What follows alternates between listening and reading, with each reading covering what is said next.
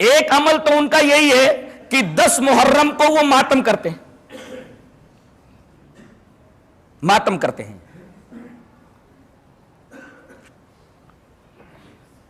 मातम कब से शुरू हुआ?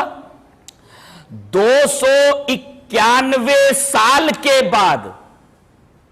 किसके 291 साल के बाद?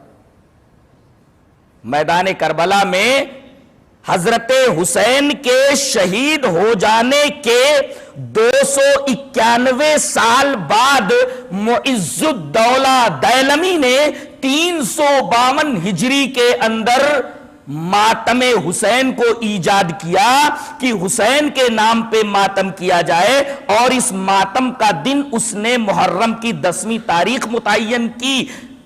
जाहिर है कि करबला के वाकये के 291 साल के बाद सन 352 हिजरी के अंदर मुइज़्ज़ुद्दौला दैलमी जब मातम हुसैन को ईजाद करता है, इसका मतलब यह हुआ कि इससे पहले यह चीज नहीं थी और इसको यह दीन शुमार करते हैं। जाहिर है कि यह बिदअत हुई और इस हदीस के बिल्कुल खिलाफ। वान आयशा रज़ियल्लाहु ताला अन्हा क़ालत क़ाल रसूलुल्लाह सल्लल्लाहु अलैहि वसल्लम मन अहदस फी अमरिना हादा मा लैसा मिन्हु फहुव रद्दुन, रवाहु मुस्लिम फी किताबिल अक़दिया। जहां फैसलों का बयान है इमाम मुस्लिम, वहां इस हदीस पाक को लाए राविया हजरत आयशा रज़ियल्लाहु ताला अन्हा है। हजरत आयशा रज़ियल्लाहु ताला अन्हा फरमाती है कि रसूलुल्लाह सल्लल्लाहु अलैहि वसल्लम ने इरशाद फरमाया कि जो शख्स हमारे इस मामले में यानी दीन के मामले में कोई नई चीज ईजाद करे तो वो चीज मरदूद है और ऐसा आदमी भी मरदूद है।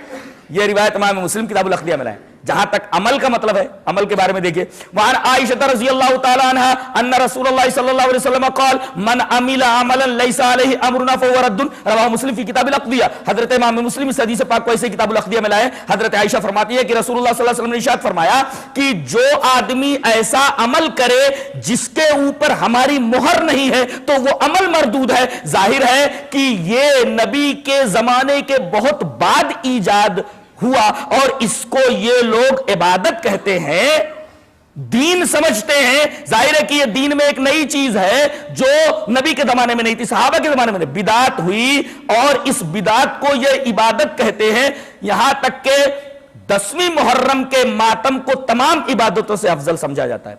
मैंने एक साहब को ये कहते सुना कि 2 भाई थे, एक सुन्नी था दूसरा भी सुन्नी था मगर शीइयत की तरफ मायल था।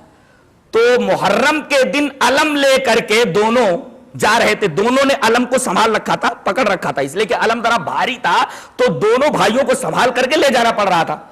अचानक असर की अजान हो गई तो वो भाई जो सुन्नी था उसने कहा कि तू अलम को पकड़े रहे, मैं जरा नमाज पढ़ करके आता हूं। वो कहता है कि अरे इसको छोड़ करके तू नमाज पढ़ने जाएगा? इतनी बड़ी इबादत को छोड़ करके तू नमाज पढ़ने जाएगा? अल्लाह।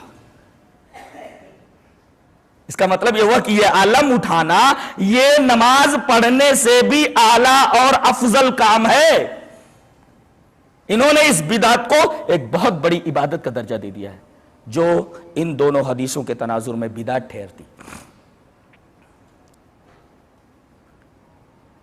और उस मातम के अंदर ये अपने सीनों को पीटते हैं, सीना कूबी करते हैं, अपने कपड़े फाड़ते हैं, गालों के ऊपर तमाचे मारते हैं। ये तमाम हरकतें जायज हैं। आइए ये हदीस देखते हैं। वान अब्दुल्लाह रज़ियल्लाहु ताला अन्हु क़ाल क़ाल नबी सल्लल्लाहु अलैहि वसल्लम लैसा मिन्ना मन लतमल खुदूद व शक्कल जुयूब व दाब दावल जाहिलिया, रवाहुल बुखारी फी किताबुल जनाइज। हजरत इमाम बुखारी से हदीस पाक से किताबुल जनाइज के अंदर रावी हजरत अब्दुल्लाह इब्न मसूद है। हजरत अब्दुल्लाह इब्न मसूद फरमाते हैं कि नबी करीम सल्लल्लाहु अलैहि वसल्लम ने इरशाद फरमाया वो आदमी हम में से नहीं जो गालों पर तमाचा मारे। कुछ औरतें भी तौबा करते वक्त कहती तौबा तौबा तौबा तौबा, ये गालों पर तमाचा नहीं मारना चाहिए। तो वो हम में से नहीं जो गालों पर तमाचा मारे, वो शक्कल जोयूब जो अपने गरीबान को चाक करे, अपने गरीबान को फाड़े, वो दाब दावल जाहिलिया और जाहिलियत की पुकार पुकारे। यहां देखिए सीना कूबी, कपड़ों को फाड़ना, गालों पर तमाचे मारना, जाहिलियत की पुकार पुकारना, जैसा कि ये सब कुछ मातम के नाम पे हो रहा है, इस हदीस की रोशनी में नाजायज ठहरता है। नबी करीम सल्लल्लाहु अलैहि वसल्लम फरमाया ऐसे लोग हम में से है ही नहीं। इनका दूसरा प्लेटफॉर्म हो सकता है, इस्लाम का प्लेटफॉर्म नहीं हो सकता जो इस्लाम में लेकर के आया हूं। इसे इमाम बुखारी किताबुल जनाइज के अंदर लाए।